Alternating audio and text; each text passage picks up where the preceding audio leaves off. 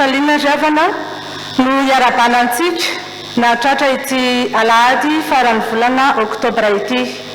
Alahady faharoa amby roapolo manaraka ny trinité, alahady ny réformation na fanitsim-pivavahana, ary alahady farany amaranantsika ny loahevitra manao hoe ny orena ao amin'ny tompo amin'ny fanasany. Satria moa alahady fahadiman'io dia fampianarana no entin'ny mpitandrina mizatra raha eto an-toerana. Ny sokajy mpiara-miasa dia ny sokajy mahatoky, ary mpitendry zava-maneno dia Andriamatoa Rasoamanana Erlaine. Ny liturgia amin'ny androny voalohany no tanterahantsika an'io, ary isy ny akatoky ny fandraisana aorian'izao fotoana izao. Andeha riavana anomana ny foamam-panay isika hiaritra izao fanompoam-pivavahana izao. Omantsika ny salamo fa 7:20, entiny voalohany hatramin'ny fahaenina dia rahantsika an'Andriamanitra, ny antema fahaenina amby folo no redontsika ary tsy hipetraka isika raha tsy vita ny vavaka. Ho an'izay rehetra malala an'Andriamanitra sady voantso no masina, mbola mampitomboana mandrakariva ho antsika rehetra ny fahasoavana sy ny fiadanana amin'ny fahalalana tsara n'Andriamanitra iray sy Jesu Kristy zanakiny iray amin'ny fahamarinana sy ny fitiavana. Ry ava-malala rehetra amin'ny tompo, andeha hidera sy ankalazan'Andriamanitra isika ka iombina amin'ny salamo fa 7:20 eo am-pitsanganana. Tsangantsika tompo. Salamo fa 7:20 andiny voalohany hatramin'ny fahaenina. Mihira firam-baovao ho an'i Jehova fa efa nanao fahadadana izy, ny tanany ankavanana sy ny sandriny masina nahavitany famonjeny. Jehova efa nampahafantatra ny famonjeny teo masony jentilisa amin'ny fahamarinana. Anatsara famindram-pony sy ny fahamarinana tamin'ny taranak'Israely izy, efa nahita ny famonjen'Andriamanitra sy ny fahazatany rehetra. Mioby ho an'i Jehova tany rehetra, velomy miody ka mihira, mankalaza any Jehova amin'ny lokanga, dia amin'ny lokanga sy feo firana, amin'ny trompeta sy fitsofana ny anjomaro, ka mioby ao anatrehany Jehova mpanjaka. Amen.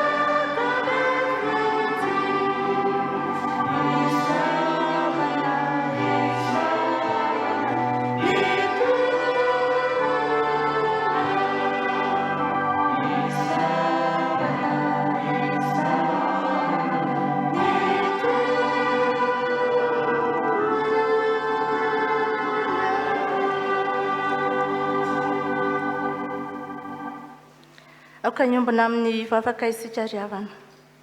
Isaoranay Jehova tomponay, isaoranay Andriamanitra efa mpanjaka ty sy mpamindra fo.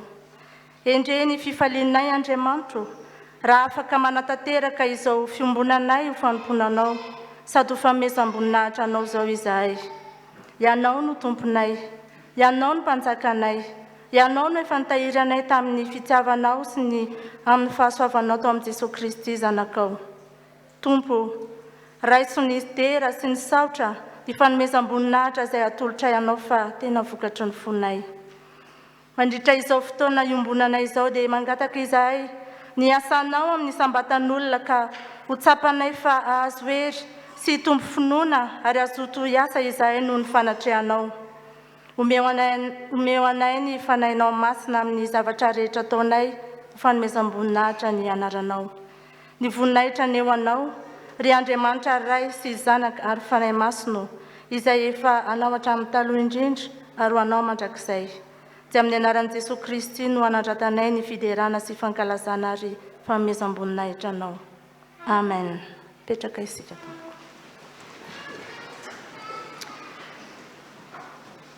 Ny tompo Andriamanitsika riavana dia Andriamanitra velona, Andriamanitra miteny sy mitarika antsika mandrakariva amin'ny fahamarinana araka ny teniny. Ny sitrapon'Andriamanitra izay omeny antsika anio ary dia hita ao amin'ny Deutéronomie 4:9, andiny 4:9 hatramin'ny 5. Amin'ny anaran'ny tompo. Ary aoka ho amponao izao teny andidiko anao izao, dia ampianaro tsara ny zanakao izany. Ary resao na mipetraka ao an-trano ianao, na mandeha any an-dalana, na mandry, na mifo, ary fehezo famantarana eo an-tananao ireny. Ary aoka ho fe fahampatserofana eo ambanin'ny handrinao, ary soraty eo amin'ny tolam-baravaran'ny tranonao sy eo amin'ny vavahadinao. Amen. Zany ary ny sitrapon'Andriamanitra ty nomena antsika riavana. Sambatra ny mahitsy lalana, izay mandeha araka ny lalàn'i Jehova. Sambatra izay mitandrina ny teny vavolombelony ka mitady azy amin'ny fo rehetra. Amen.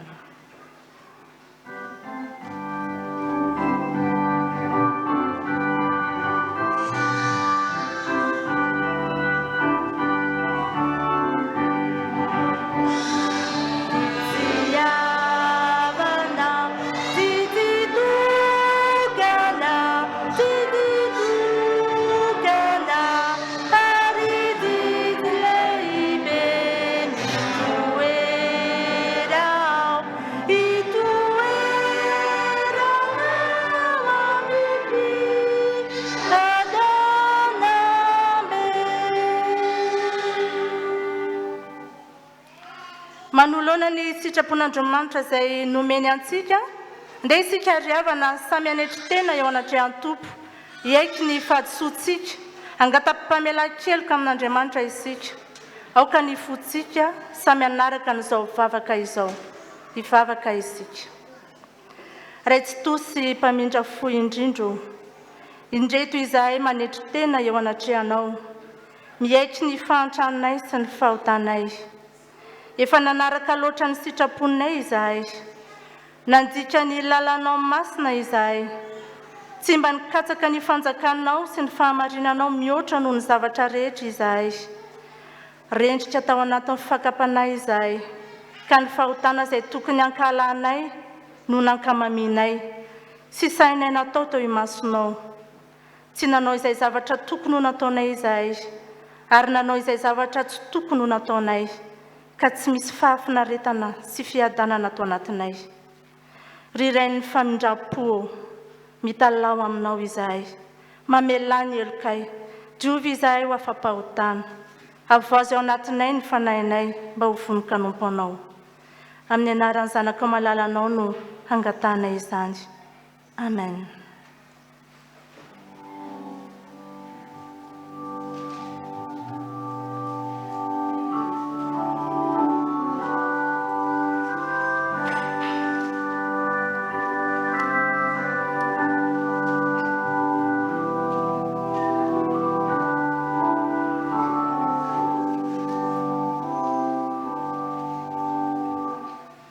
Invisible.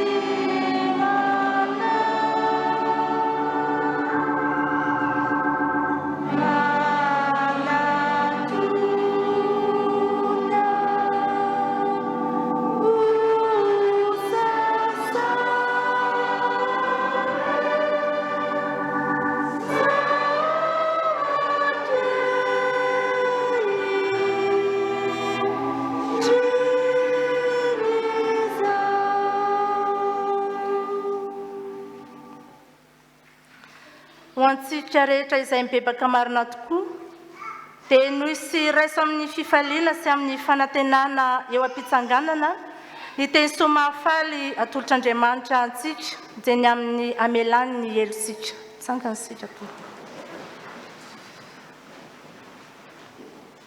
Hoy ny tompo mpamindra fo aminao, noho ny anarako dia hononiko ny fahatezerako, ary mba hiderana dia manindry fony aminao aho, mety aho, madiova ianao, voavela ny elokao noho ny anaran'ny masina. Alleluia. Amen.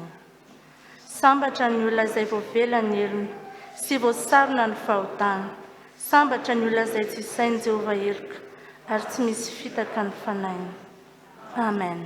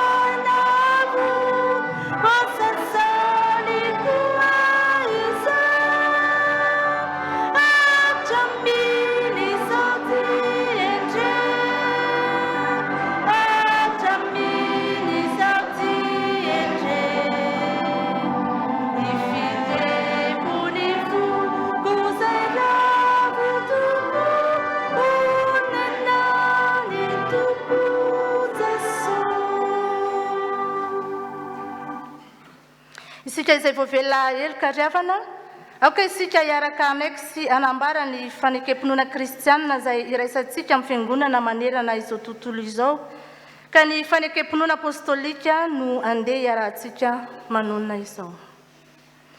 Mino an'Andriamanitra Raisotoa, manao lanitra sy ny tany ao, ary mino an' Jesosy Kristy zanan'ilay tokana tompontsika, izay nitorotoronina tamin'ny fanahy masina, nateraka Maria Virjiny, nijaly raha nanapaka amin'ny Pontio Pilato, nombona tamin'ny azy fijaliana, maty ka nalevina, nidina tany amin'ny fiainany sita, nitsangana tamin'ny maty tamin'ny andro fahatelo, niakatra ho any an-danitra, mipetraka eo afan'Andriamanitra Raisotoa, avy any ny heviany tsara amin'ny velona sy ny maty. Ny fanahy masinao, ny fiangonana masina manerana izao tontolo izao, ny fiombonan'ny olona masina, ny famelan-keloka, ny fisanganan'ny tena amin'ny maty, ary ny fiainana mandrakizay. Amen. Petraka isika.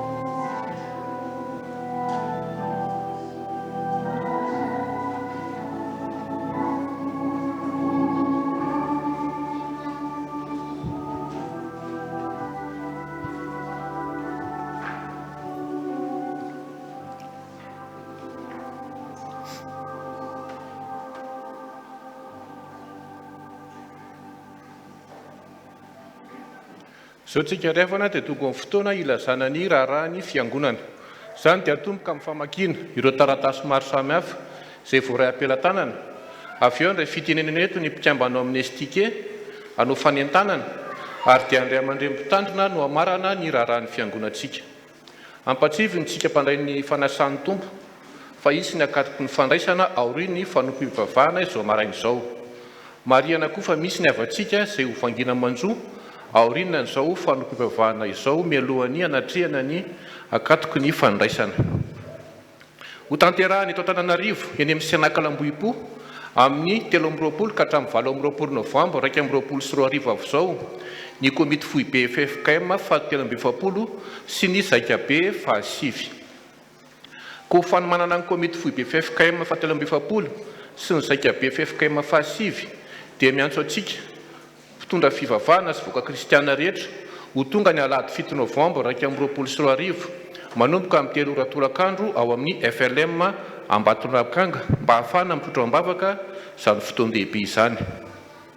Ny fohy be arsiva sy ny tranom-bakoka FJKM ao anatin'ny fankalazana an'Andriamanitra noho ny iray volany dia afaly manasa antsika ny amin'ny fampiratiana ny tantaran'ireo mpampianatra FJKM izay ho tanterahana ao amin'ny efitrano ray sy roanjato ny 19 ka hatramin'ny 20 Novambra 2024. Ny rindran-kira faly midery ilay Mesy iarahana amin'ny zanaky ny fiangonana Martiora izay ho tanterahana ny alahady 20 Novambra manomboka amin'ny 3 ora tolakandro ao amin'ny FJKM trano vato faravohitra, ary ny fanofanana ho an'ny kristiana FJKM izay ho tanterahana ny 13 ka hatramin'ny 19 Novambra ao amin'ny efitrano ray sy roanjato ihany ao amin'ny fohy be FJKM Analakely. Araka ny tetiandro ny sampana Dorcas Antananarivo Atsinanana amin'ny taona 2024 ity sy ny fankalazana fahafolo taona ny tony dia naroso ny 12 Novambra 2024 ny komity lehibe izay ho tanterahana ao amin'ny FJKM Ambatomanga Fiderana manomboka amin'ny 7 ora maraina. Ny mpitandrina sy ny fiangonana ao amin'ny fitandremana Andrainarivo Fahasoavana dia faly manasa antsika ny amin'ny famoaboasan-kevitra izay ho tanterahana Andriamatoa Raharidjaona sy lofinirina mpitandrina FJKM mpitandrina FJKM ao Amparibe Famonjena ary foloan'ny sampanasa fikarohana sy fandaliana-mponona eo amin'ny fohy be FJKM. Loha hevitra amin'izany famoasaboasan-kevitra izany dia ny tandremo fampianaran-diso izay ho tanterahana an'io alahady 30 Oktobra manomboka amin'ny 4 ora tolakandro ao amin'ny FJKM Andrainarivo Fahasoavana. Ho fanomanana ny fandraisan-tanana ny mpitandrina miankavy eo amin'ny fitandremana Betafo Vavolombelona Ambohimankakely dia misy ny sakafo piraisana izay karakarain'izy ireo amin'ny Espastine Betafo Ambohimankakely ny alahady 19 Novambra manomboka amin'ny 2 ora sasany atoandro. Taratasy avy amin'ny fikambana mpitandrina misotro ronono sy ny vadina velany maty. Tonga indray ny fotoana mialohan'ny Krismasy izay fotoana fanateterahana mpitandrina misotro ronono sy ny vadina velany maty ny amin'ny hiatrehana ny fiombonam-bavaka. Izany dia ho tanterahana ao amin'ny FJKM Mambanidia dia talata 7 Desambra 2024 manomboka amin'ny 7 ora sasany maraina. Araka ny tetiandro ny sampana Dorcas ihany fa misonadaparitany kosa dia ho tanterahana ao amin'ny FJKM Manjeva fanantenana ny sabotsy 9 Novambra manomboka amin'ny 7 ora sasany maraina ny komity lehibe ny Dorcas faritra Avaratr'Andohalo. Ho tanterahana ny sabotsy 9 Novambra 2024 ny fiofanan'ny dekona sy lolona eto amin'ny synodam-paritany Antananarivo Atsinanana. Izany dia ho tanterahana ao amin'ny FJKM Ambohimalaza Firaisana Kanana Vaovao. Ho fampandrosoana ny asan'ny sampana mpanazava stily ny fivorian'ny komity lehibe sampaty eto amin'ny synodam-paritany Antananarivo Atsinanana dia ho tanterahana ny sabotsy 20 Novambra 2024 manomboka amin'ny 7 ora maraina ao amin'ny FJKM Isoavana Fiavozana. Fifaliana ho antsika sampana sekolalady synodam-paritany eto Antananarivo Atsinanana ny manatanteraka ny fanateram-piofanana izay ho tanterahany mpampianatra sekolalady sy ny fahamoahana azy ireo indrindra ireo afaka fanadinana izay ho tanterahana ao amin'ny fitandremana FJKM Ambatomanga Federanany 4-5 Novambra 2024. Manasantsika mpifaliana ny komity paritany faritra Analamanga Voany amin'ny mpanazava stily mba hanatanteraka fankalazana an'Andriamanitra sy ny fametrahana eo ambany fiahinany tom-piasana 2024 ka hatramin'ny 2024 sy ho tanterahana ny Alahady 20 Novambra 2024 manomboka amin'ny 2 tolakandro ao amin'ny FJKM Antananarivo Fahasoavana. Ny Tobe-tela Itatsoambohibao dia misaotra antsika fiangonana tamin'ny nahafahantsika namela ireo mpiandry sy mpiomana anatanteraka ny fiandrasana ny Toby. Mariana fa nisy 5 ireo mpiandry sy mpiomana no nanatanteraka izany fiandrasana ny Toby teny Ambohibao izany. Ny borosy ny sondaparitany fifoazana eto amin'ny sondaparitany Antananarivo Atsinanana dia mampatsiahy antsika ny fiofanana ny 12 Novambra manomboka amin'ny 7 ora maraina ka hatramin'ny 3 ora amin'ny toerana manaraka ireto: ao Manjakandrinina, Andriapamaky, Mandroseza Miray, Antanambao, Fahazavana ary Soamanandrariny Miaradia. Ny biraon'ny sampana Sekolalady fa faritra Varatrandoaly kosa dia miandry solitena roa izay voafidy isam-pitandremana miaraka amin'ny mpitandrina anatrika ny komity lehibe ny sampana Sekolalady faritra Varatrandoaly izay ho tanterahana ny Sabotsy 12 Novambra 2024 manomboka amin'ny 7 ora sasany maraina ao amin'ny FJKM Soamanandrariny. Noho ny fahasoavan'Andriamanitra dia mankalaza ny jobily fa 25 taona na mpitandrina an'Andriamato Rakotoasoa Ertina Kaleba ny filohan'ny sekoly Alahady Fohibe. Noho izany dia manasantsika izy ireo anatrika ny famarana izany taona jobily izany izay ho tanterahana ny Alahady 12 Desambra 2024. Mariana fa izy dia mpiasa iombonana izay tsy mitondra fitandremana. Fifaliana ho amin'ny biraon'ny fitandremana Ambato Firaisana sy ny komity jobily ary ny zanak'ampelezana rehetra manasantsika andray anjara sy fampizara fahasoavana izay ho tanterahana izy ireo mandritry ny sakafo agape izay ho tanterahana ao amin'ny espace CBA Event Bypass ny alatsinainy 2 Novambra manomboka amin'ny 12 ora atoandro.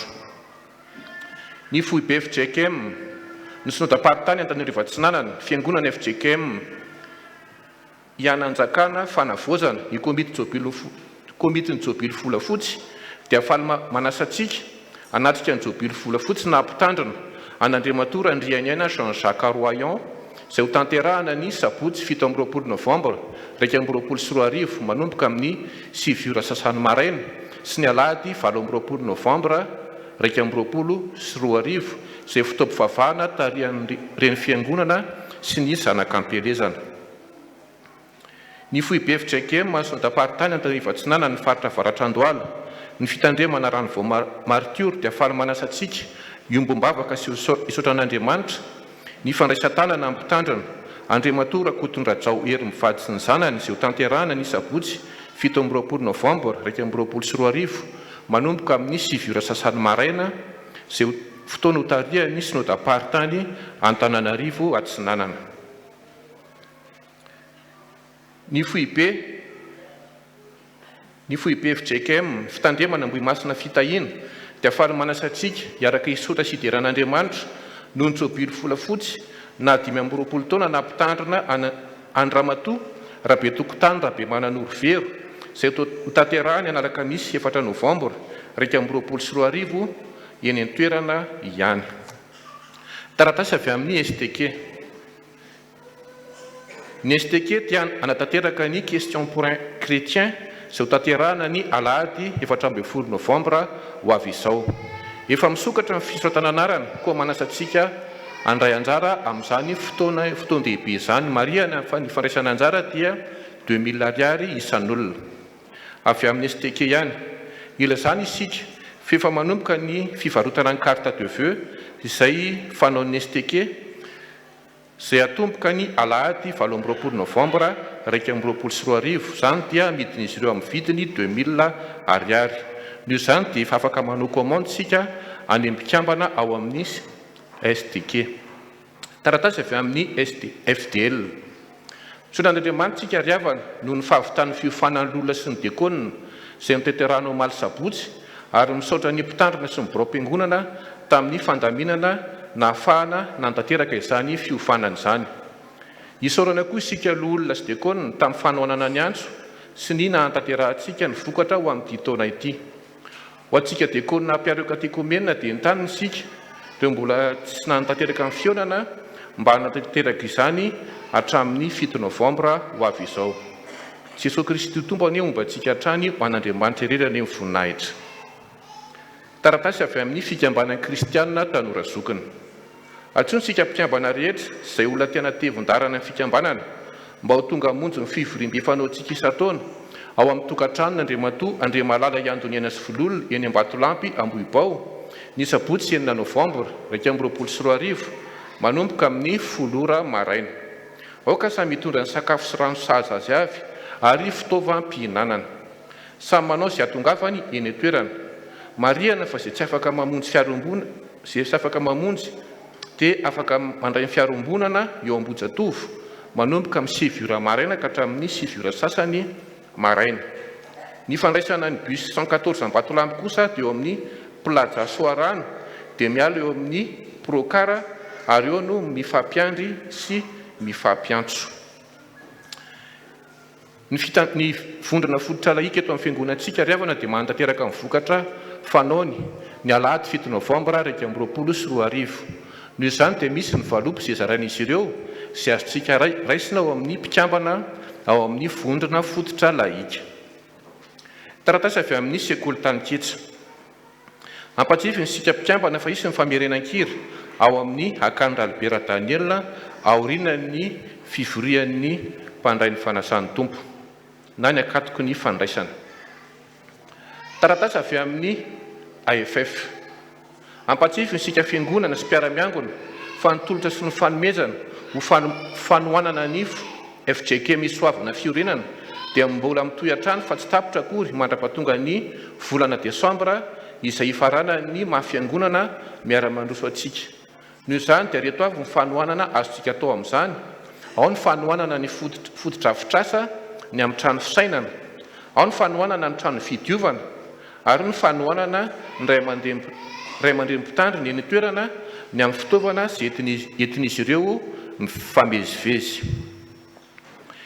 Ilazany tsika mpikambanao amin'ny sampaty fefa mivory ny sampana mpanazava stily eto Ambivoady amin'ny tafy efa mivory efa miverina nateraka ny fivoriana.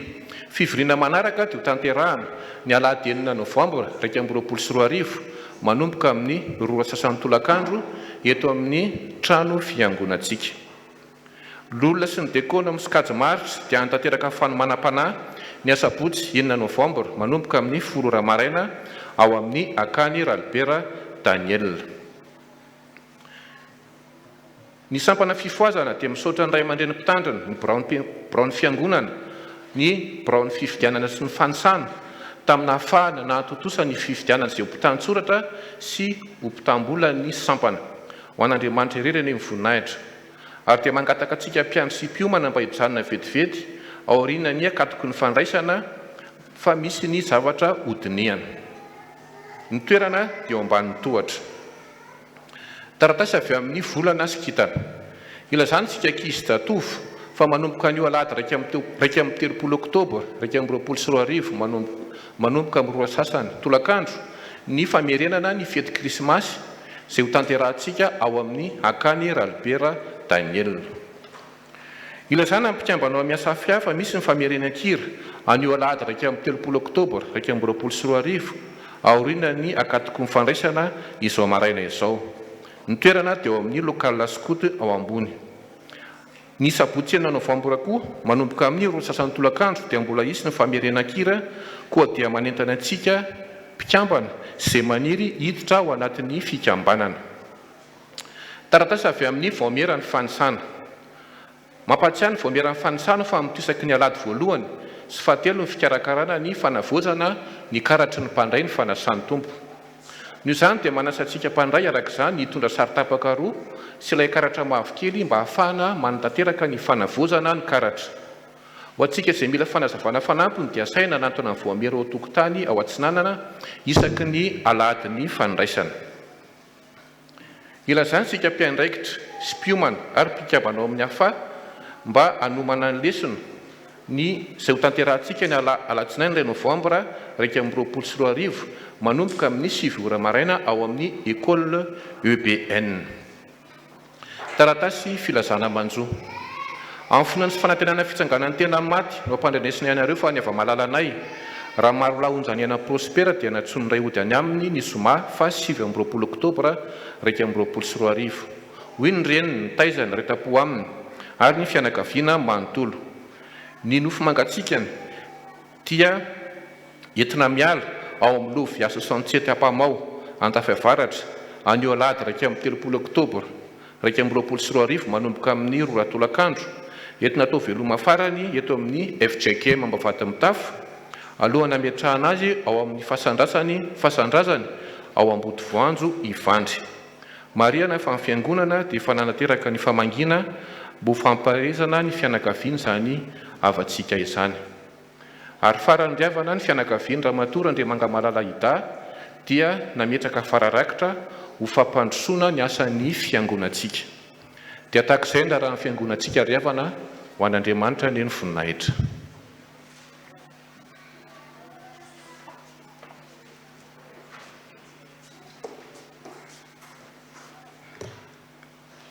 Hitory ny anaranao amin'ny rahalaiko aho, salamo toko faharoa amby roapolo ny andiny faharoa amby roapolo tapany voalohany. Izany no entina iarabanantsika amin'ny anaran'i Jesosy Tompo. Mijoro eto ny tenako misolo tenan'ny sampana tanora kristiana anatanteraka fanentanana mahakasika ny question pour un chrétien izay ho tanterahina ny alahady faha 14 ny volana novambra amin'ny 2 ratolakandro. Efa misokatra ny fisoratana anarana amin'izany any amin'ny braosy ny mpikambana STK hatramin'ny herin'ny anio ny 7 ny volana novambra. Koa manasa antsika tsirairay andray anjara amin'izany.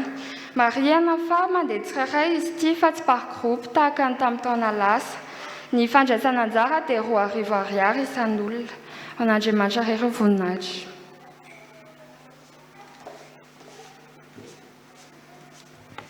Dia mpifaliana indray ry havako malala no hiarabanantsika mpianakavin'ny finoana tonga soa atao misaotra amin'Andriamanitra izao.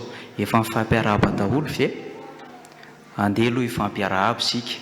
Tsy afaka mifandray tanana sika noho ny amin'ny fanajana ny amin'ny anara-pahasalamana fa tsika ihany dia ampy miaraka amin'ny teny.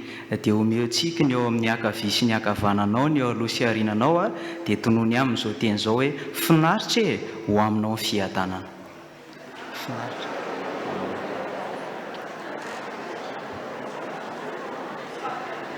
Dia ho amintsika ny ry havako malala ny fiadanan'ny Tompo. Misy rakom-pisaorana vakiana toy izao. Rakom-pisaorana no ny fitahin'Andriamanitra ny fiainanay nandritry ny 10 taona sy ny mbola hitahin'Andriamanitra anay efa mianakatra any. Fa ny fahasoavan'Andriamanitra no natoy izao anay. Manolotra vola 2 alina sy 2 hetsy ariary mitsinjara toy izao. 3 alina ariary ho an'ny mpitandrina Alain, 3 alina ariary ho an'ny masera Mamre, 3 alina ariary ho an'ny mpiandry ary 3 alina ariary ho an'ny sampana sekoly alahady. Atambatritsika amin'ny fitondranam-bavaka ny manana tsingerin-andro nahaterahana amin'ity volana oktobra ity zany ry havako malala. Ao anatin'ny feokira zany zao dia hitsangana avokoa ireo rehetra teraka tamin'ity volana oktobra mitsingerina amin'ity volana oktobra ity ny andro nahaterahany dia hanolotra tenin'Andriamanitra ho azy ny tompona andraikitra ao amin'ny STK dia andeha ary hitsangana ary ianareo zao. Ary tsy mipetraka ianareo raha tsy vita amin'ny vavaka.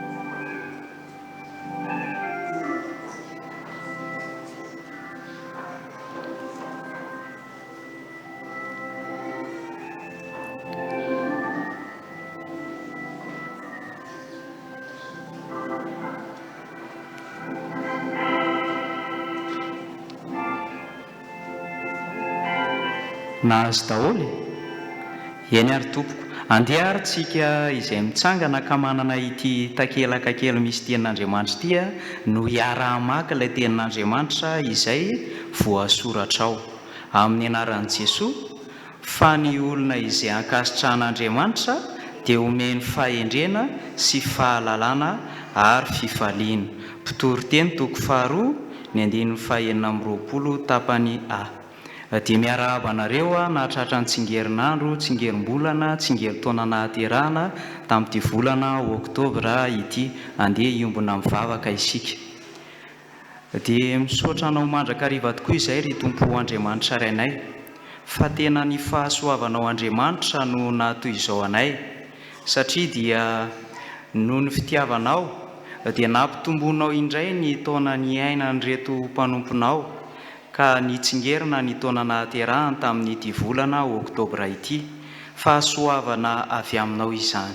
Ny angatahnay Tompo dia mandritra ny androm-piainany rehetra dia omenao tolo-tsaina mandrakariva avy amin'ny alalan'ny fanainao masina izy ireo mba ahafahany manatanteraka izay rehetra sitrako ny fonao, ary indrindra ao anatin'izany dia omenao hery, omenao tanjaka, omenao fahasalamana ahafahana miatrika ny fiainana. Ny zaza dia hitombo saina vatana fanahy, handroso fity sy hitombo fahendrena ao aminao. Ny tanora kosa dia omenao fahendrena, ary amin'ny fianarana izay ataony dia ho ataonao miavaka tokoa ny manompo anao sy ny tsy manompo anao, ho ataonao aloha amin'ny fahatsio rambony ary ho ambony fahatsio ambany. Ary ny lehibe dia ianao Andriamanitra no amin'ny hery tanjaka fahasalamana ahafahana miatrika ny fiainana, ka amin'ny fitediavana izay tanterahana Jesoa dia hita fahombiazana tokoa anie, ary amin'ny fitezana sy ny fikolokoloana ireo zanaka izay nomenao dia ianao Andriamanitra nanolo-tsaina amin'ny alalan'ny fanainao masina. Fa misy mpanomponao ihany koa Jesoa na tsy ary manokana ny fitahianao azy mianakavy nandritra izay 10 taona izay, dia fahasoavanao Andriamanitra avokoa izany rehetra izany. Misaotra anao izy ary dia mametraka eo am-pelantananao ny fiainan'izy ireo hatrany mba ho anjakan'ny fiadananao sy ny fahasoavanao, ary ho ataonao miariary eo amin'izy ireo isan'andro ny voninahitra ao Andriamanitra, ka hampatsiarovinao amin'izy ireo ihany koa fa tsy mitovy tokoa anie ny manompo anao sy ny tsy manompo anao. Dia mametraka ny fiainan'ny kristianina rehetra mandrakariva eo am-pelantananao. Amin'ny anaranao Jesosy Kristy no anaovanay sy anandratanay izany vavaka izany. Amen. Mahazo toerana ianareo.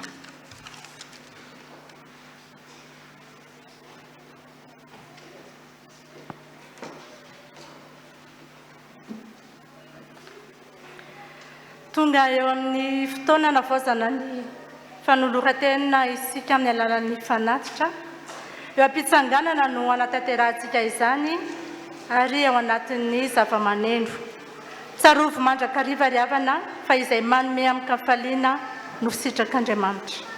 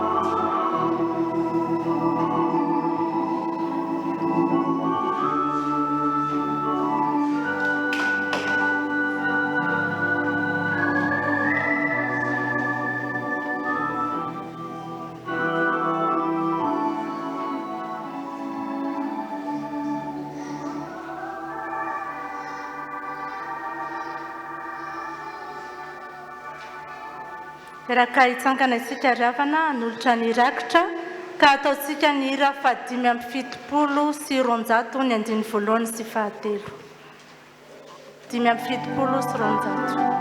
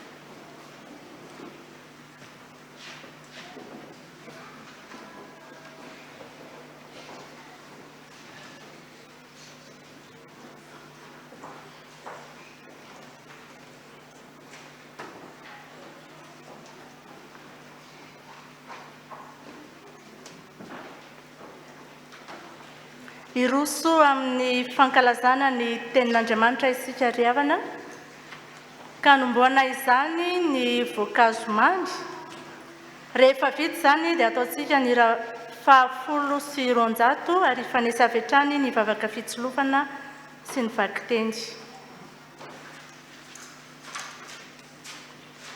Raha tsy misy ny voankazo mamy dia ataontsika ny hira 10 sy 900 ny andiny voalohany sy ny fahaefatra ary ny fahadimy ary ifanesy ny vavaka fitsilofana sy ny vakiteny.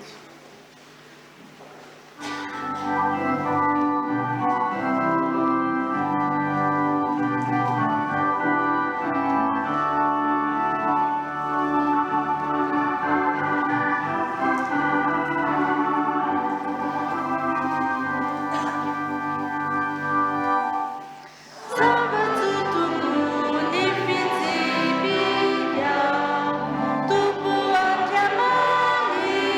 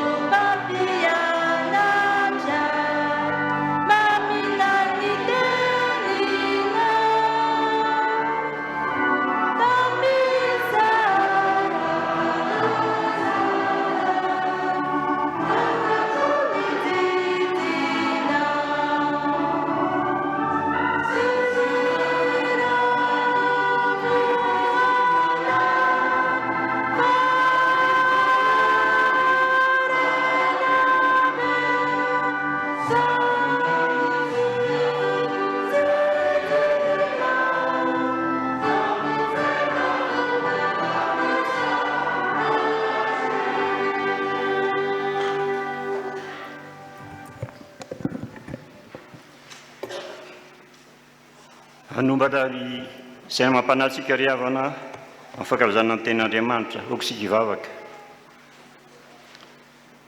Tompo, amaky ny soratra masina izay izao, koa mangataka ny fanazahany fananao masina mba handraisanay ny teninao. Amin'ny anaranao Jesosy, amen.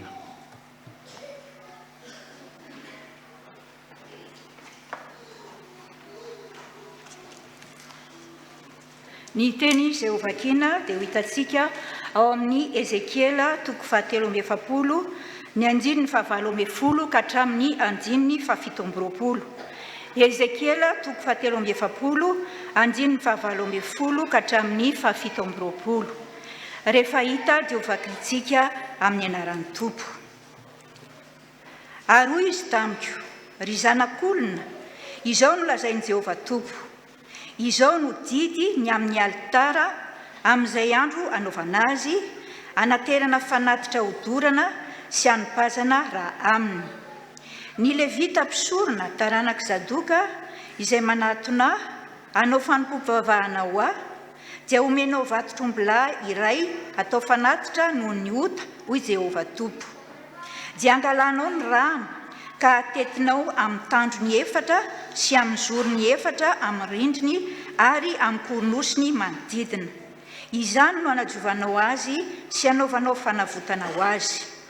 Alainao koa ny vato-trombilahy atao fanatitra noho ny ota ka hodorana ao amin'ny fitoerana voatendry ao amin'ny trano ivelan'ny fitoerana masina. Ary amin'ny andro faharoa no hanateranao osilahy tsy misy kilema atao fanatitra noho ny ota. Ary hodioviny ny alitara tahaka ny nanadiovany azy tamin'ny vato-trombilahy. Ary rehefa vita ny hanadiovanao azy, dia hanatitra vato-trombilahy tsy misy kilema sy ondrilahy tsy misy kilema ianao.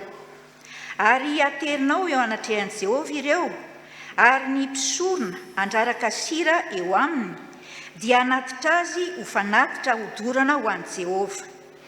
Afitona no anateranao osilahy isan'andro atao fanatitra noho ny ota sy vato-trombilahy sy ondrilahy izay tsy misy kilema. Afitona no anaovan'ny fanavotana ho an'ny alitara sy hanadiovany azy ary hanokanany azy. Ary rehefa tapitra izany andro izany, dia hitomboka amin'ny andro fahavalo ny hanateran'ny mpisorona ny fanatitra hodoranareo ao amin'ny alitara sy ny fanatim-pivavahanareo.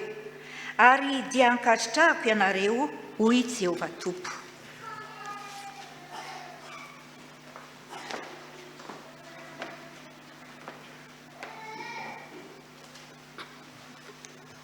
Dia mbola ho tohizantsika ny famakiana ny soratra masina. Izany dia eo amin'ny Jaona 9:2-20 ka hatramin'ny 7:20. Jaona 9:2-20 ka hatramin'ny 7:20. Amin'ny anaran'i Jesosy Tompo. Dia ny fanditra ny Jiosy ka nanao hoe ataon'ilay io ahoana re no fanomeny nofo no antsika. Fa hoy Jesosy taminy, lazaiko aminareo marina dia marina tokoa, raha tsy mihinana ny nofony zanak'olona sy misotro ny rano ianareo dia tsy manana fiainana ao aminareo. Izay mihinana ny nofoko sy misotro ny rako no manana fiainana mandrakizay, ary zaho hanangana azy amin'ny andro farany. Fa ny nofoko no tena fihinana ary ny rako no tena fisotro. Izay mihinana ny nofoko sy misotro ny rako no mitoetra ao amiko, ary izaho kosa ao aminy. Ary tahaka ny nandrany ray velolahy, dia izaho koa velona amin'ray, dia tahaka izany koa izay mihinana no velona amiko. Ity ny mofo izay nidina avy tany an-danitra, tsy tahaka ny razana izay nihinana nefa maty ihany, fa izay mihinana ity mofo ity dia ho velona mandrakizay.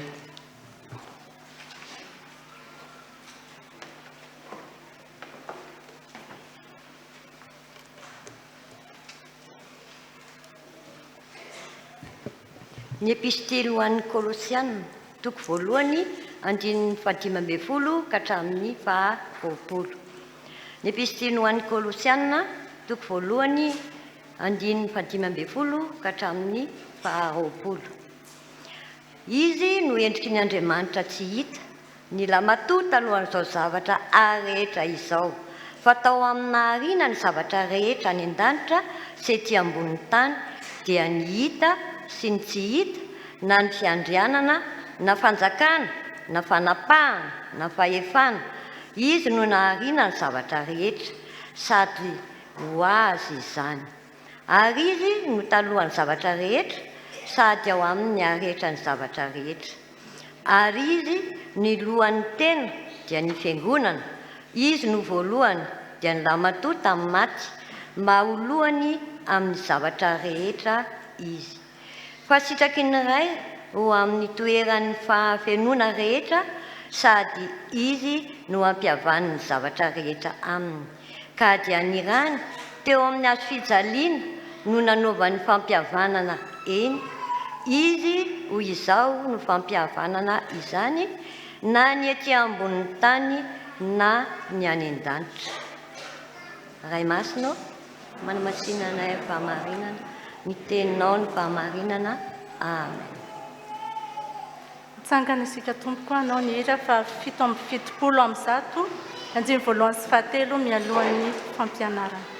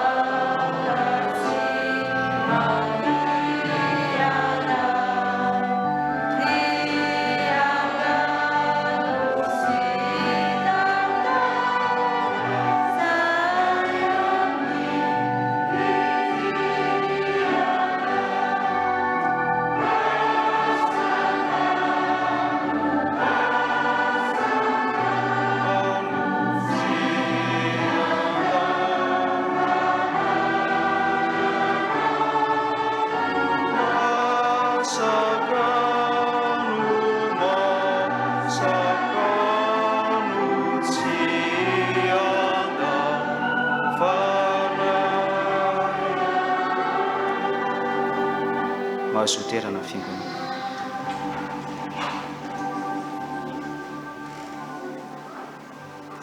Hivavaka isika ry avaka malala.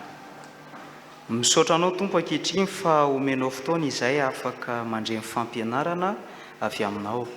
Ny fanainao masina tokoa ny asa, ka tsy ho mpiainy fotsiny ihany izay ka mitaka ny tenanay, fa ho mpiainy mpakatoa, ampiatra izay rehetra ambaranao aminay, ary indrindra tompo hitondra fanapahan-kevitra vaovao eo amin'ny fiainana indray, ny fandrenesanay ny afatra avy aminao. Amin'ny anaranao Jesosy Kristy tompo no anaovana izany vavaka izany. Amen. Ry havako malala rehetra ao amin'ny tompo, ampitomboana ao aminareo hatrany anie ny fahasoavana sy ny fiadanana avy amin'Andriamanitra ray sy Jesosy Kristy tompontsika. Amen. Fampianarana moa ry havako malala no entina amintsika amin'ity alahady fahadimy ity, ary fampianarana mifototra indrindra amin'ny zava-misy ainantsika ankehitriny, satria trapahoriana ny olona, mimemenina ny olona amin'ny zavatra rehetra iainana sy mitranga amin'izao vanim-potoana iainantsika izao.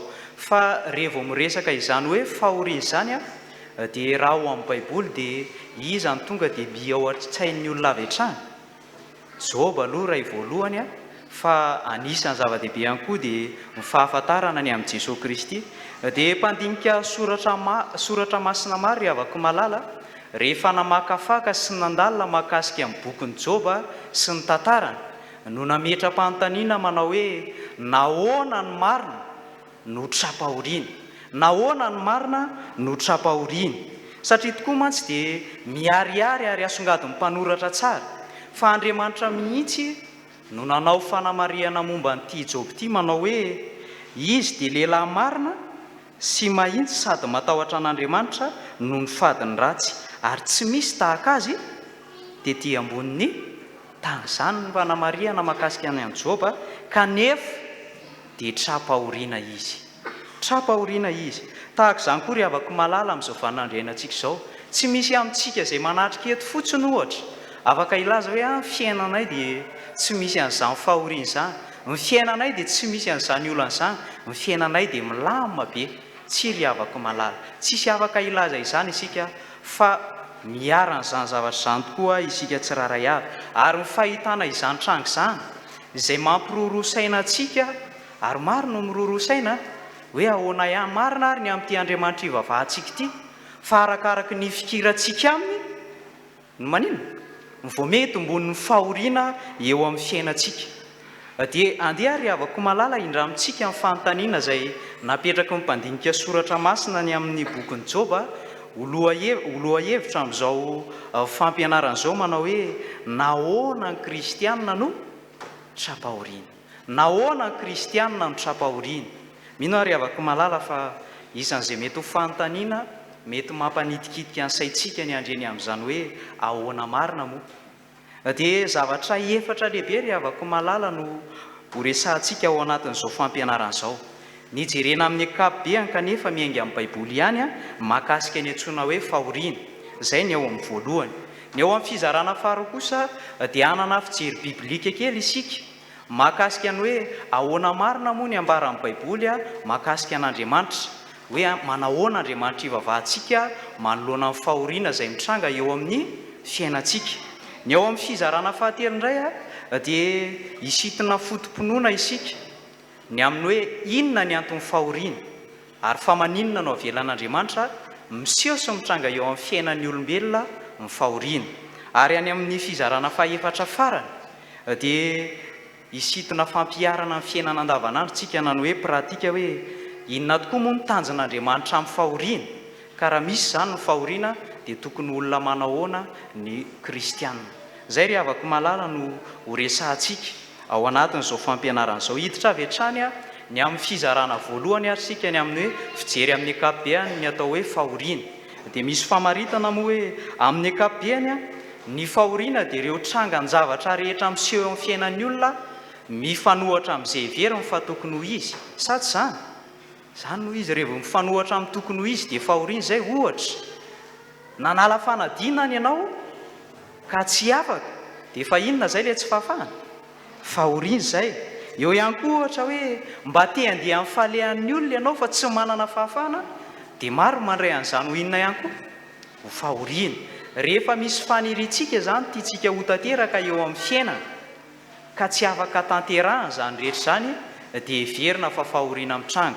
Fa anisan'ny fahoriana ihany koa ry havako malala ny hoe izay trangan-javatra eo amin'ny fiainantsika mampangiry firy antsika, trangan-javatra izay mety mampaharary antsika. Dia anisan'izany ohatra amin'ny fisian'ny olana izay voaresaka voafako tanteraka ao anatin'izao fampianaran'izao ny olana, ny aretina, ny fahafatesana ary ny fitsapana. Reny zavatra rehetra mitranga reny izany dia endrika inona avokoa? Endrika fahoriana. Fa ny fanontaniana mipetraka dia izao: avy aiza ary ny fahoriana? Aiza mifototra hipoiran'ny fahoriana ka mahatonga ny fahoriana misy eo amin'ny fiainantsika zanak'olombelona, eo amin'ny fiainantsika izay manompo an'Andriamanitra? Dia ny fanamariana aloha ry havako malala dia izao: tsy afaka hanilika tsika hoe avy amin'ilay ratsy ny fahoriana, fa matetika dia rehefa mitranga ny fahoriana dia mametsiny any devolo foana sika, fa tsy ny devolo manao ny fahoriana eo amin'ny fiainantsika. Ny anjaran'ny devolo izany dia manatanteraka mampiatra ilay fahoriana fa tsy avy aminy kory. Fa anankiroa ny antony mahatonga amin'ny fahoriana miseho amin'ny fiainantsika. Voalohany aloha avy amin'ny nataontsika olombelona ihany. Ny faharoa kosa dia avy amin'Andriamanitra tsotro zao. Dia mety ho gaga ianao hoe ahoana koa zany. Dia amin'izay mety ho manahirana antsika ry havako malalaka mampisalasala dia mba marisitrisika isika mamadika soratra masina aloha fa amarintsika eo zany. Fa ny amin'izay mety efa haintsika ihany kosa dia mafisina fotsiny ny filazana azy.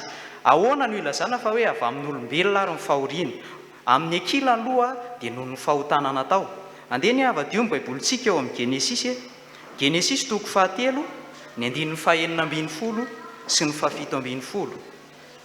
Tena avy amin'ny fahotana nataontsika olombelona ny fahoriana mitranga eo amin'ny fiainantsika. Genesis toko 7, ny 9:12 sy ny 7:10. Ho an'izay mbola tsy niongotra aloha ny alohaloha any dia mbola afaka mamaky miaraka amiko izy manao hoe ary hoy koa izy tamin-dra vehivavy be dia be ny fahorianao aho indrindra fa raha manananaka ianao ary fahoriana no hiterahanao zanaka ary ny vadinao ny anteran'ny fanirianao ka izy no anapaka anao. Ary hoy koa izy tamin'ny Adama satria efa nihaino ny feon'ny vadinao ianao ka ninananao ny azo izay nandrarako anao hoe aza hinananao izany dia voaozina ny tany no nataonao fahoriana no hinananao ny vokany amin'ny andro rehetra iainanao. No nataon'iza no nitrangan'ny fahoriana teo amin'ny Adama sy Eva. No ny fahotana nataon'ny Adama sy Eva. Tsy azontsika dikevitra zany ry havako malala fa no nataontsika no natonga ny fahoriana mitranga eo amin'ny fiainantsika. Ary tsy tamin'izany ihany fa amin'izao vaninandro iainantsika zao dia misy no nataon'olona tokoa dia mitranga eo amin'ny fiainana ny fahoriana. Fa ny faharoa dia izao, tsy noho ny fahotana natao ihany fa noho ny tsara natao koa dia hizakana fahoriana. Ahoana hoy Jesosy Kristy ao amin'ny Matteo toko 5:10. Sambatra izay enjehana noho ny fahamarinana fa aza ny fanjakana lanitra. Rehefa manao marina ianao, rehefa mijoro tsara maha-kristianina anao ianao dia betsaka ny fahavalo manenjika anao ary mitondra fahoriana ianao noho ny amin'izany rehetra izany. Raha mahakasika ny avy amin'ny olombelona zany na ny tsara ataonao dia hizakanao ino zany? Hizakanao fahoriana. Na ratsy ataonao dia hizakanao fahoriana. Aiza ihany zany ny ainana. Fa tsy mety le eo anelanelany fa aleo manao ny tsara satria raha enjehana noho ny fahamarinana sika dia atsika ny fanjakana lanitra. Fa raha ihany koa nefa ny hoe fototra hipoiran'ny fahoriana dia avy amin'Andriamanitra fotsiny tsotro zao. Mety ho gaga ianao hoe fa ahoana koa zany? Jereo ny Exodosy toko 4, ny 1:12. Exodosy toko 4, ny 1:12. Dia eo ambadika eo ihany koa ny Exodosy toko 7, ny 1:13 sy ny 14.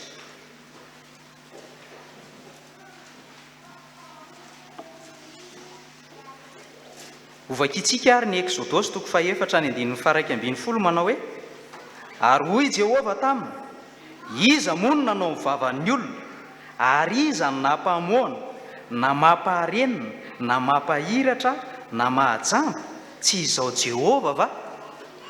Iverintsika tokoa mantsy fa raha misy marenina dia fahoriana zany satria tsy mba afaka mandre zay varian'ny olona. Ny jamba ihany koa dia fahoriana ho azy zany satria tsy mahita ny fahitan'ny olona ary ny tsy afaka miteny dia fahoriana zany satria tsy mba afaka milaza izay etaeta sy faniriana. Ary noho ny amin'izany rehetra zany dia milaza mazava ny soratra masina fa avy amin'izy zany rehetra zany, avy amin'ny Jehovah. Ary eo amin'ny Exodosy toko 7, ny 13 sy ny 14 indray. Eo ambadika kely eo fotsiny izay. Amin'ny anaran'i Jesosy, ary izao hanamafy ny fon'ny Farao sy hamaro ny famantarana sy ny fahagagana izay ataoko eto amin'ny tany Egipta. Fa tsy haino anareo Farao ka dia hamely ny Egipta noho ny tanako ary fitsarana lehibe ny tondrako ny atoko ny zanak'Israely oloko hiala amin'ny tany Egipta. Aninona hoy Jehovah? Hanamafy ny fon'ny Farao. Dia rehefa mihamafy ny fon'ny Farao dia atonga inona amin'izay izy takala izay rehetra izay? Atonga loza. Tena avy amin'Andriamanitra mihitsy ny koa ny fahoriana. Izay ry havako malala mahakasika an'le hoe fahoriana. Ary ny fihetsiky ny olona moa manoloana ireny zavatra rehetra ireny dia misy fihetsika tahaka izao. Misy avy hatrany dia mitady izay antsapazana, aiza ny antirahana amin'ity fahoriana mafy iainako ity. Misy ny memenina sy mametsiny ny hafa, misy ihany koa ny memenina sy mametsiny an'Andriamanitra. Ao avokatry ny fahoriana daholo zany ary misy kivy sy mamoy fo, fa misy koa nefa tena misaotra an'Andriamanitra ary miantoraka tanteraka amin'izy amin'Andriamanitra. Ho resahantsika izay ao aoriana kely ao, fa izay aloha zany mahakasika an'le hoe fahoriana amin'ny ankapobeny. Hitantsika zany fa avy amin'Andriamanitra io fa misy ihany koa nefa noho ny nataontsika olombelona. Dia hiditra amin'ny faharoa isika, manahoana Andriamanitra manoloana amin'ny fahoriana. Eto zany dia tena hoe izay ambaran'ny soratra masina momba an'Andriamanitra mahakasika ny hoe fahoriana iainan'ny olombelona. Tena mitaza-potsiny ve Andriamanitra? Tena mihainohaino fotsiny ve Andriamanitra? Sa mba misy hetsika ataony ihany? Dia tenin'Andriamanitra ray no amalitsika izay fanontaniana izay hoe manahoana Andriamanitra manoloana amin'ny fahoriana. Exodosy toko 7 ny 7. Exodosy toko 7 ny 7. Raha mbola tsy mikombona le teo zany dia mamadika kely fotsiny. Dia mba miara-mamaky ihany tsika satria miara-mandray anjara fa fampianarana no atao. Amin'ny anaran'i Jesosy, ary hoy Jehovah, efa hitako ny fahorian'ny oloko izay any Egypta, ary efa reko ny fitaraina noho ny ataon'ny mpampiasa azy, eny fantatry ny alahelo. Andray, mahafinaritra anie zany.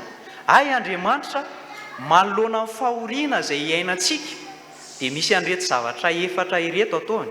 Troisième, voalohany miteny izy. Izay mantsy le ary hoy Jehovah, miteny Jehovah. Dia aoka zany mba tsisy olona anao tsony manomboka izao hoe inona indray moa no lazain'i Jehovah ny amin'izany. Efa io ary aloha misy dia io mandeha. Fa mba hatsiaro sika fa tena miteny tokoa Andriamanitra manoloana amin'ny fahoriana sy ny zavatra mitranga eo amin'ny fiainantsika. Fa ny faharoa dia izao, efa hitako tokoa izy nino ny fahorian'ny io. Ay koa Jehovah Andriamanitsika dia ay mahafaharoa mahita. Mahita ny fahoriantsika izy. Ary ny mpanao salamy dia niteny hoe tsy matory na rendrehana ny mpiarin'i Israely. Tsy matory izy fa mijery ary mahita ny fahoriantsika ry havako malala.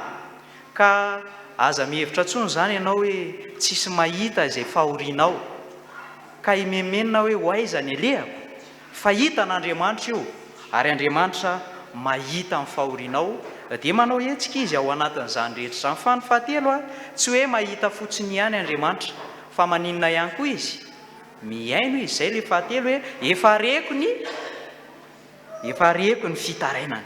Miaino Andriamanitra. Andriamanitra zany dia tsy mba isan'izay olona le milaza manao hoe misy miaino, fa Andriamanitra dia tena miaino. Reny avokoa ny fitarainanao rehetra, ireo vavaka nataonao, ireo toloko rehetra sy talao, ireo antsonao andro aman'alina. Maninona avokoa reny rehetra reny? Ren'Andriamanitra avokoa ireny rehetra zany. Dia manamafy izany moa himpaminany Isaia manao hoe ny tanan'i Jehovah tsy fohy fa mahavonjy ary ny sofiny tsy lalidalovana fa mahare zany Andriamanitra. Eny fa na dia mibitsibitsika azy ianao dia mahare Andriamanitra. Fa farany ao anatin'izay toetra n'Andriamanitra izay manoloana amin'ny fahoriantsika dia maninona ihany koa Andriamanitra? Eny fantatry ny alahelo. Mahatsapa Andriamanitra, mahafantatra ny fahoriantsika ry havako malala Andriamanitra. Ny an'olona ho antsika moa zany rehefa misy olona trapahoriana dia izao ny ataontsika: ndry mijery mampalahelo, mitsetretra eo tsika, fa avy eo tsika maninona ihany? Ny ataontsika ihany ny ataontsika. Fa Andriamanitra kosa rehefa mahita ny fahorian'ny olombelona dia tsy mba isan'ilay mitsetretra fotsiny izy, fa mandray anjara izy, miara-manaintaina aminao izy, miara-mangiry-firy aminao izy, mahatsapa izay tsapanao izy. Aza miteny tsony zany hoe mba mahatsapa izay tsapako ihany ary ve zao Andriamanitra izao. Nefa maninona ihany ary no avelan'Andriamanitra hiara-ny zavatra tahaka izao, fa ay tsapan'Andriamanitra izay mety ho fahorianao ry havako malala. Fa hiditra sahady amin'ny tapany fahatelo amin'izao fampianarana izao isika. Isitona fotom-pinoana zany tsika mahakasika amin'ny fahoriana izay mitranga eo amin'ny fiainantsika. dia misy zavatra efatra ihany koa azo resahana. Voalohany a, ny fahoriana izay mitranga eo amin'ny fiainantsika dia anehoana fa voafetra ny olombelona. Aninona hoe? Anehoana fa voafetra ny olombelona. Tena fotom-pinoana izany ary tokony iainantsika fa eo anatrehan'Andriamanitra dia voafetra isika. Ka tsy mitondra inona eo amin'ny fiainantsika izay mety ho fananantsika, izay mety ho tanjaka ananantsika, izay mety ho herintsika. Fa maninona avokoa ireny rehetra ireny? Manapietra ireny. Jereo ny tantaran'i Job, inona moa tsy nananan'i Job? Fa mba hanehoana fa voafetra izy eo amin'ny fiainana dia natao in'Andriamanitra avokoa izay rehetra teo am-pelantanana. Nesorin'Andriamanitra. Nampiasainy ny devoly nanala izay rehetra teo am-pelantanana. Voafetra ihany ka isika ry havako malala. Aza mirehare zany. Ny amin'ny hoe izay manana an'izao, izay manao an'izao. Tsy afaka ireharentsika ny amin'izay rehetra mety ho fahaizana na mety ho zavatra ananantsika. Fa voafetra ihany ka isika olombelona. Ay zany tsika tsy mahatsiaro hoe voafetra raha tsy misy n'inona? Raha tsy misy ny fahoriana. Dia ny faharoa ihany koa dia izao. Ny antony fahoriana dia tena hanambarana ny toetrany tany mihitsy. Ay ve zany ty tany iainantsika ty? Toetrany tany ahoana moa? Efa nivakiantsika teo le Genesis 3:7-7. Noho ny ataon'ny Adama dia naninona ny tany? Voahozona ny tany. Ity tany ity zany efa hatrany am-piandohana dia maninona? Voahozona. Dia azagaga zany raha misy fahoriana eto ambonin'ity tany iainantsika ity fa izany mihitsy ny tany. Ary Jesosy Kristy dia nanamafy nanao hoe aty amin'izao tontolo izao no ahitanareo fahoriana. Raha mbola miaina eto amin'izao tontolo izao zany izao sy ianao dia tsy maintsy mahita fahoriana. Ay ve zany zavatra tsy mahagagy? Fa tsy maintsy an'inona? Tsy maintsy hitranga. Fa fahatelo ry havako malala, anisan'izay zava-dehibe mampisy ny fahoriana mitranga ihany koa, mampisy ireo zavatra maro samihafa mitranga eo amin'ny fiainantsika dia izao. Ny anehoan'Andriamanitra ny heriny sy ny voninahiny. Zany ihany koa, anehoan'Andriamanitra ny heriny sy ny voninahiny. Hoy mantsy ny voasoratra ao amin'ny Jaonina 5:1-7. Ary raha nandalo Jesosy dia nahita lehilahy jamba hatry ny fony voateraka. Ary mpianana nanontany azy hoe, Raby eo, iza moa no nanota? I lehilahy io vasa ny ray aman-dreniny no dia teraka jamba izy. Ary Jesosy namaly azy hoe, tsy io lehilahy io no nanota na ny ray aman-dreniny, fa ny anehoana ny asan'Andriamanitra eo aminy. Aika ry havako malala ny fahoriana mitranga eo amin'ny fiainantsika dia anehoana tokoa ny voninahitr'Andriamanitra. Fa misy tokoa anie, ary tranga maro dia maro zany hoe raha tsy nisy an'iny zavatra iny tsy nalala nitodika tamin'izy, tsy nalala nitodika tamina. Ay misy gaga eo hoe tena mahery zao Andriamanitra zao. Tena misy tokoa zany. Anehoana ny voninahitr'Andriamanitra ka ireny dia tokony zavatra tsy mahagaga antsika intsony zany manomboka izao. Raha misy izay fahoriana mitranga eo amin'ny fiainantsika, fa miseho ireny, mety tsy noho ny nataonao, mety tsy noho ny nataon'ny hafa, fa Andriamanitra mihitsy ny manao azy mba hanehoana ny heriny sy ny voninahiny. Fa farany, ao anatin'izay hoe antony fahoriana mitranga izay dia tokony ho tsapantsika ihany koa fa ny fahoriana mitranga eo amin'ny fiainantsika dia izahan'Andriamanitra toetrantsika. Izahan'Andriamanitra toetra antsika. Jakoba 1:2-7. Ry rahalahiko, atao fifaliana avokoa raha hiara mifakam-panahy samihafa ianareo, satria fantatrareo fa ny fizahan-toetra ny finoanareo dia mahatonga fahareta. Ny antony fahoriana kay dia izahan'Andriamanitra toetra. Zany ny zavatra nitranga teo amin'ny Job. Hoy mantsy Satana tamin'Andriamanitra, esory daholo ianareo hoe raha tsy hivadika aminao io. Dia hoe Andriamanitra hoe andana ary ataovy, fa inona ihany no azalana? Ny ainy ihany ny azalana. Fa mivadika tamin'Andriamanitra ve Job? Mahafinaritra mihitsy mahay ilay fanamaria nataon'ny mpanoratra hoe ary tamin'izany rehetra zany dia tsy nanotana na metsiny an'Andriamanitra i Job. Tsy mahafinaritra ve zany? Tamin'izany rehetra zany, maty ny zanany, ringana avokoa ny fananany rehetra, boka izy, tratran'ny vai izy, fa tamin'izany rehetra zany dia tsy nanota izy na metsiny an'Andriamanitra. Fizahan-toetra ihany ireny, fa azagaga. Fa rehefa afaka ireny rehetra ireny dia omen'Andriamanitra ny satro-boninahitrsika. Raha fitinina zany ny hoe fotom-pinoana azo raisina mahakasika amin'ny fahoriana dia efatra izy teo. Voalohany anehoana fa maninona ny olombelona? Voafetra ny olombelona. Ny faharoa dia anambarana ny toetra ny tany, fa raha mbola miaina eto amin'ity tany ity dia tsy maintsy miaina amin'ny fahoriana, ary Jesosy Kristy mihitsy anie no ny teny. Raha misy tany araka dia aoka izy andany tenany ka hitondra ny azo fijaliana isan'andro. Ny fahatelo ampiariariana ny hery sy ny voninahitr'Andriamanitra, ary ny farany kosa dia mba hizahan'Andriamanitra toetra atsika. Amarana azy tsika ary amin'ny fizarana fahaefatra. Inona zany no fampiarana izany rehetra zany eo amin'ny fiainantsika? Amin'ny fijery pratika indray zany hoe inona ny tanjon'Andriamanitra ary ka mahatonga azy amela amin'ny fahoriana isy eo amin'ny fiainantsika. Le teo zany antony, fa ity indray inona tanjona? Misy mahasamihafa azy zany ny antony dia hoe satria, fa ny tanjona kosa dia hoe mba. Ao dia anankiroa ihany, anankitelo no resantsika ao anatin'izay. Ny tanjon'Andriamanitra rehavaka malala ka mahatonga azy amela amin'ny fahoriana isy eo amin'ny fiainantsika dia zao: voalohany, mba hahatonga antsika hitodika amin'Andriamanitra ka hibanjina ny mandrakizay. Aninona hoe? Hahatonga antsika hitodika amin'Andriamanitra ka hibanjina ny mandrakizay. Rehefa tratra ny zavatra maro samihafa ny zanak'Israely dia hoy Hosea taminy: andeha hiverina amin'ny Jehovah isika, fa izy no mamiravira ary izy ihany no anasitrana, izy no mamely ary izy ihany no ameny ferintsika. Mampitodika antsika amin'Andriamanitra reny fahoriana izay mitranga eo amin'ny fiainantsika reny. Fa na izany naty izany aza miandry an'ireny aloha zay vao anino vao hitodika amin'Andriamanitra, fa aleo mitodika dia mbola tsy mitranga reny, amin'izay mba maivamaivana kokoa ny hitondrantsika azy. Fa ny faharoa dia zao: mampifikitra antsika amin'ilay Andriamanitra tsy miova. Mampanintona hoe? Mampifikitra antsika amin'ilay Andriamanitra tsy miova. Jereo tsara ny tantaran'i Davida, fa niaina zavatra maro samihafa Davida. Tao anatin'ireny fahoriana izay niainany ireny nahatsapany ny herin'Andriamanitra sy ny maha-izy azy an'Andriamanitra izay miaro azy eo amin'ny fiainana, dia nahatonga azy ny lohabava ao amin'ny Salamy 7:20 manao hoe Jehovah ny mpiandry ahy. Dia ahoana ny toena? Tsy hanan-java-mahaory. Zany rehavaka malala, tonga mifikitra amin'Andriamanitra isika rehefa mahatsiaro fa reny fahoriana izay hainantsika ireny dia fitaovana ihany eo am-pelatanan'Andriamanitra ampifikiran'Andriamanitra antsika aminy. Satria nahoana?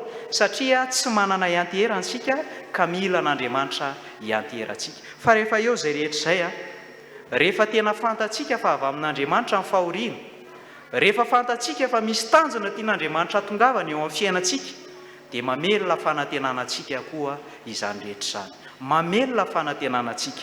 Ny olona tena mino an'Andriamanitra ihany zany, ny olona tena resy lahatra fa misy tanjona tian'Andriamanitra iseho amin'ny fiainana, no mahatonga an'Andriamanitra mampiseho ny fahoriana, no afaka hiteny toandry Abakoka mpaminany manao hoe: fa na dia tsy mamontsina aza ny aviavy, ary na dia tsy misy voany aza ny voaloboka, na mandisy fanantenana aza ny oliva, ary tsy mahavokatra hoanina ny sa, na dia vonoana aza ny ondry amin'ny vala, ary tsy misy omby ao am-pahatra, nefa izao dia mbola hifaly amin'i Jehovah sy ravoravo amin'Andriamanitra ny famonjena. Lasa manana fanantenana sika noho ireny zavatra rehetrarehetra maniny eo amin'ny fiainantsika ireny, mitranga eo amin'ny fiainantsika ireny, satria eo Andriamanitra ary miara mitondra amintsika amin'ireny Andriamanitra. Raha fihezina ary izay rehetra voalaza teo ity ampamaranana, dia nisy fanontaniana tany am-piandohana manao hoe: ahoana izy teo? Efa nao nasahada reto kristiana reto. Nahoana ny kristiana no trapahoriana? Raha valiana zany izay mifanontaniana izany dia zao: mba hatsapany isan'andro fa voafetra izy ka mila maninona? Mila miankina amin'Andriamanitra. Zay ny voalohany. Fa ny faharoa dia zao: mba hisehoany ny voninahitr'Andriamanitra sy ny herin'Andriamanitra mandrakariva eo amin'ny fiainana. Indraindray misy fotoana rehavaka malala, isan'andro dia te ho gaga foana ianao hoe: ndry lalina loatra ny fitiavan'Andriamanitra, satria misy fahagagana aseho ary tsy takatra ny sainao mihitsy. Dia izay roa izay ihany ary rehavaka malala no entinao mody, fa mety ho adino avokoa ireny resahana teo aloha teo dia efa zava-dehibe izay. Nahoana moa tsika ny trapahoriana? Mba hatsapany isan'andro fa voafetra isika. Fa ny faharoa dia mba hanehoana ny voninahitr'Andriamanitra sy ny herin'Andriamanitra eo amin'ny fiainantsika. Ny tsara mariana rehavaka malala ampaherezana antsika ty ampamaranana dia zao: lalana ihany ny fahoriana, lalana izay izorantsika ho amin'ny tena tena fiainana koa aza varinany amin'izay mety ho zavatra mandara ary petera mihitsy aza dia nanafatra ny manao hoe aza gaga no ny fizahan-toetra mamay fa rehefa afaka izany rehetra izany dia iravoravo indrindra amin'ny fisehoan'ny inona isika voninahitr'Andriamanitra tsy tokony ho gaga zany isika fa ny ataontsika dia mibanjana mandrakariva ny fiainana mandrakizay fa ity izao tontolo izao ity dia efa tsy maintsy misy fahoriana ary eo anatin'izay hoe fibanjinana izay dia tsy tokony herikerika isika tsy tokony hitoditodika isika fa mitanjona no kendrentsika dia mitodika any ny masitsika nisy olona anankiray tonga tao amin'ny mpanjaka rehefa tonga tao ity olo ity dia niteny hoe ary le mpanjaka kristiana efa mba miezaka foana ry mpanjaka mba hanao izay sitrapon'Andriamanitra fa androany amin'ny vavaka ary sy lahatra fa raha pitso aho dia nataoko ihany ny ataoko inona re ny ataoko fa za koa ny mba maniry andova izany fiainana mandrakizay izany dia nieritreritra teo mpanjaka dia zao no natao mpanjaka ity misy menaka ray kopy ary fiainy dia fiaino hoentinao makany etsena io dia avy eo hoentinao miveriny eto raha vao misy very io na mitete amin'ny sisiny kopy dia tapaka ny lohanao ny orokoditra izy ary baiko dia tsy maintsy natao dia lasa nakany etsena inona ny natao naninona ny masiny tsy niala teo amin'ilay kopy mihitsy ary nisy olona niarahaba tany an-dalana manao any hoe nahoana tompoko raha koa toa ny eo ihany mibanjana le inona izy banjana le kopy fa raha vao misy very io dia maninona ho ny loha tapaka dia tonga tany an-tsena izy ary miverina nody isaorana ny tompo fa tsy nisy very na dia kely aza ary dia faly mpanjaka nahoana ary avako malala ny tsisy very teo satria tsy niherikerika izy na dia nisy nanadala azy izy teny an-dalana dia nitanjona ihany ny kendreny dia tahaka izany koa isika reny fahoriana zavatra mitrango ireny dia mety fitaovana amperikerika antsika foana ihany fa aleo zavatra tokana mibanjintsika dia ilay fiainana mandrakizay fa isan'ny ampahirezana antsika ihany koa dia izao tsy mandeha rery isika fa miara-mandeha amintsika izy Andriamanitra ny zava-dehibe zany dia izao tsy no hoe hanesorana ny fahoriana tsisy eo amin'ny fiainan'ny kristianina fa ny zava-dehibe dia izao no hoe mba hiarahan'Andriamanitra manino mitondra ny fahoriantsika dia miara-mitondra tokoa izy tena miara-mitondra amintsika amin'ny fahoriantsika izy hoy mantsy ny ambarany eo amin'ny Isaia mpaminany aza matahotra ianao fa momba anao aho ny dikany hoe momba dia miara-mandeha amintsika izy ary ny faharoa aza miherikerika foana fa izao ny Jehovah Andriamanitra ao mampahery anao sady mamonjy anao eny mitantana anao amin'ny tanana ankavana amin'ny fahamarinana izany mitantana izany ve ndray any an-trano dia ndray any an-tokotany miara-mandeha zany izany Andriamanitra ivavahantsika ry avako malala ny fahafantarantsika ireo rehetra eo ary avako malala dia mba hahatonga antsika ho resy lahatra zato isan-jato izany manomboka izao fa ny zavatra rehetra mitranga eo amin'ny fiainantsika dia miara-miasa ahasoa izay tian'Andriamanitra fa indrindra ihany koa mba tsy ho fahazarana fotsiny no andrenesantsika ity teny ity fa mba tena ho resy lahatra tsy misy adevitra isika fa Andriamanitra mahalala ny hevitra hiverana antsika dia hevitra hahatonga fiadanana fa tsy loza mba hame antsika fanantenana ny amin'ny farany ho an'Andriamanitra irery ary voninahitra fa ho amintsika izay ankasitrahana kosa izany fampianarana izany ka hahatonga antsika tsy ho ketraka fa na dia levina aza ny toentsika ivelany dia ho avozin'Andriamanitra isan'andro san'andro kosa ny toetrantsika anatiny ary indrindra ny fahoriantsika dia maivana sady vetivety foana amen.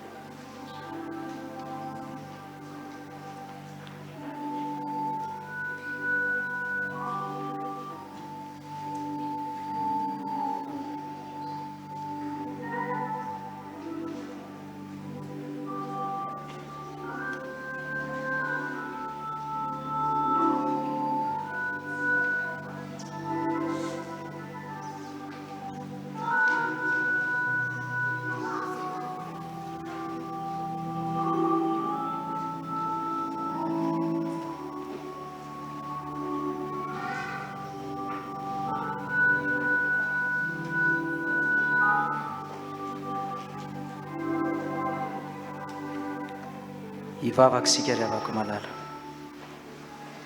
Misaotra anao indrindra izay ry tompo Andriamanitra rainay, fa mbola nampianatra anay ianao tamin'ity androany ity, ary mamelo-pana tenananay tompo ny fahafantarana fa ay ny fahoriana dia tsy zavatra azo ialana, fa tsy maintsy hiainana raha mbola eto amin'ity tany ity izahay.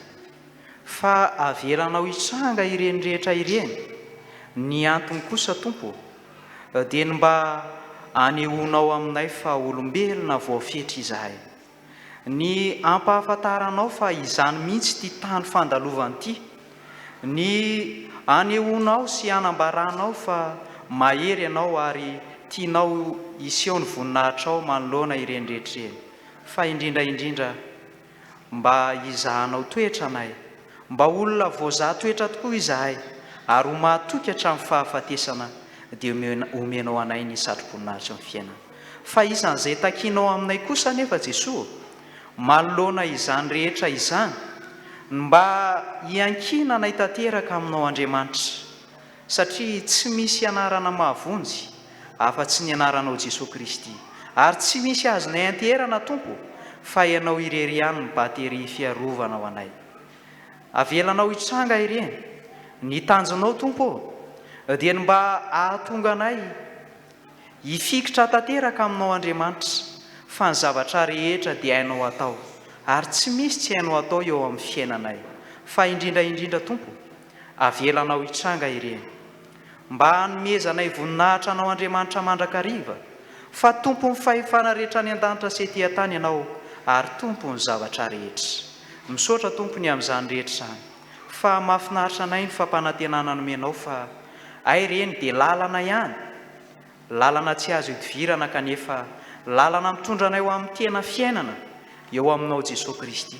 Ay reny zavatra rehetra reny dia mandaly ihany, fa ny tena zava-dehibe dia miara-mitondra aminay amin'ireny ianao Andriamanitra, ary zany indrindra no nahatonga anao Jesosy Kristy nilaza hoe makanesa ty amiko ianareo izay miasa fatratra sy mavesatra entana, fa izao nanome anareo fitsara. Misaotra tompo ny amin'izany rehetra izany. Alahady natokany FJKM manerana ny Madagasikara hitondranam-bavaka ny réformation na ity alahady ity. Izany fotoan'izany tokoa tompo dia fotoana iray niasanao ka nahatonga ireo mpanomponao nahalala marina izay ambaran'ny soratra ao masina, ka nijoro tamin'ny finoana satria ny marina amin'ny finoana no velona. Dia mba irinay koa Jesosy ny mba isan'izay hiavao isan'andro izahay, ka nahafantatra izahay ankehitriny fa efa ratsoratra masina mihitsy no fahoriana, fa misy hafatra tiana ampitaina aminay, dia tehiriza ty anatinay izany hafatra izany. Mivavaka ho anay tsiraray avy izay tonga eto, ianao tompo no ampahatsiaro anay azy, fa na inona fahoriana mitranga eo amin'ny fiainanay, dia miara-mizaka sy miara-mitondra aminay ianao Andriamanitra, miara-mandeha aminay ianao, ary mitantana anay amin'ny tananao ankavanan'ny fahamarinanao. Mampahery anay izany tompo, ka dia mino izay efa hitahiry ny fampianarana ty anatinay ianao, dia mametraka amin'ny fiainanay eo am-pelatananao, mba hanjakan'ny fitiavana sy ny fahasoavanao Jesosy Kristy mandrakariva. Mivavaka ho an'ny fianakaviana manontolo ihany koa, ianao Andriamanitra ny miasa amin'ny isam-batan'olona, mba hatsiarovany fa sambatra izay manana anao Andriamanitra, ary sambatra amin'ny firenena manana anao Andriamanitra ho tompo. Mivavaka ho an'ny fiangonan'i Jesosy Kristy eto Madagasikara sy ny kristianina rehetra manerana izao tontolo izao, mba hijoro vavolombelonao tompo, ka tsy ho voarebireby ny asan'ny ratsy samihafa, fa tena hijoro vavolombelona ary ho mahatoky hatramin'ny fahafatesana. Dia mivavaka ihany koa izay ho an'ity firenena malalana ity, tsy miafina aminao ny rivotra mitsoka eto amin'izao tontolo izao, tsy miafina aminao izay mety mampangirifiry ny vahoaka tsiraray avy, aza vela mihetsiny anao Andriamanitra izahay, fa ataovy mahatoky anao, fa miara-miasa ny zavatra rehetra asoa izay tianao Andriamanitra. Ary ianao mahalala ny hevitra heverana ity firenena ity, dia hevitra ahatonga fiadanana fa tsy loza. Ataonay izany vavaka izany amin'ny anaranao Jesosy Kristy irery ihany, ary ho mariky ny maha-iray anay sy ny fiombonanay, dia sitrakay ny manambatra azy amin'ilay efa nampianarinao anay manao hoe: Rainay izay ny an-danitra, ho amasinina ny eny anaranao, ho tonga ny eny fanjakanao, atao any sitraponao ety atany tahaka ny any an-danitra. Meo any anio ny anasaza ao anay ary mamelany erikay tahaka ny amelanay izay meloko taminay. Aza mitondra anay ho amin'ny fakapanay fa manafanay amin'ny ratsy. Anao ny fanjakana sy ny hery ary ny voninahitra mandrakizay. Amen.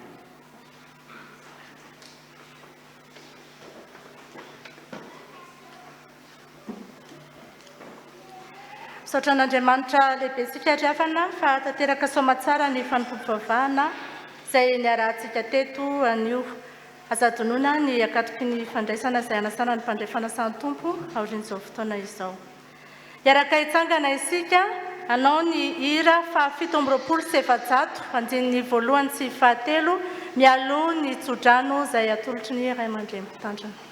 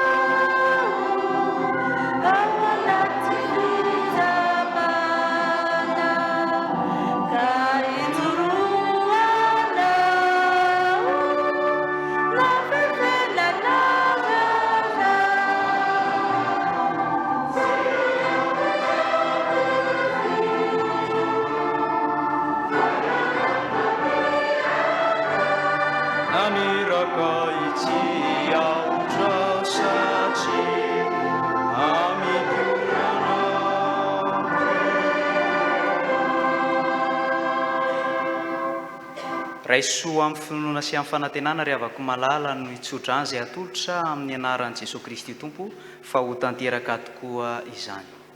Andriamanitra ny fiadanana ny hamasina anareo samy ho tanteraka ka ho arovana avokoa ny ainareo sy ny tenanareo ary ny fanahinareo ho tanteraka ka tsy hanatsiny amin'ny fiavian'i Jesosy Kristy Tompontsika. Ho aminareo anie ny fitiavan'Andriamanitra ray, ny fahasoavana sy ny fiadanan'i Jesosy Kristy Tompontsika ary ny firaisana avy amin'ny fanahy masina. Amen. Mipetraka isika amin'ny vavaka mangina.